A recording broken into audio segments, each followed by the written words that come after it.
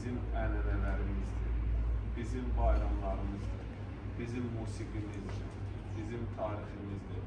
Baxın, indi mən buna etiraz etmirəm, amma mən sual versəm ki, bizim gənclərimiz daha çox milli musiqiyə qulaq asır, yoxsa xarici musiqilərə qulaq asır? Radiolarımız daha çox milli musiqiyə yer verir, yoxsa xarici musiqiyə yer verir? Ümumiyyətlə, biz nə dərəcədə milli geyimlərimizi geyinirik? Geyimlərimizdə milli ornamentlərə üstünlük veririk. Biz nə qədər milli bayramlarımızı yüksək səviyyədə keçiririk. İndi bu ənənələr, dəyərlər qorunur, amma yeni bir tendensiyalarında, yeni bir proseslərin də getdiyini biz görürük. Və bu getdikcə daha sürətli bir formada baş verəcək. Yəni, dəyərlərdən uzaqlaşmaq, ənənələrdən uzaqlaşmaq, milli kökündən uzaqlaşmaq. Mən bütün görüşlərdə deyirəm, yəni bizim dəyərlərimiz, ənənələrimiz bizim kökümüzdür. O kök nə qədər güclü olsa biz güclü olacaq.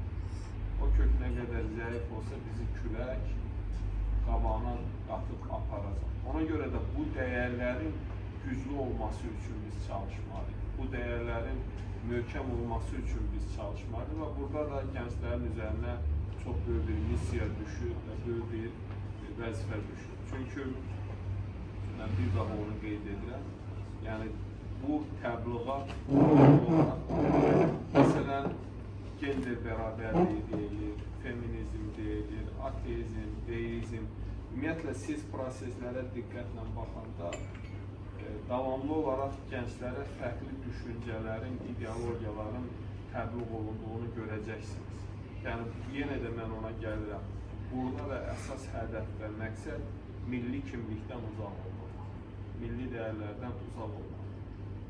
Biz əslində çox xoşbəxt xalqıq, çox xoşbəxt bir dövlətik və bunu demək üçün də bizim çox ciddi əsaslarımız var. Və Azərbaycan musiqisi, Azərbaycan tarixi, Azərbaycan mədəniyyəti, ümumiyyətlə bir xalq olaraq bəşər mədəniyyətinə verdiyimiz töhfələr, Nizami kimi böyük şəxsiyyət, Füzuli kimi, Əsimi kimi, Mirzə Rəflər Sabir kimi və çox adamların adını qeyd edə bilər. Baxın, xalqda ilk demokratik respublikanı biz qurmuşuq. Qadına ilk hüquq verən Azərbaycan olubdur. Eyni zamanda ilk opera Azərbaycanda olub da bugün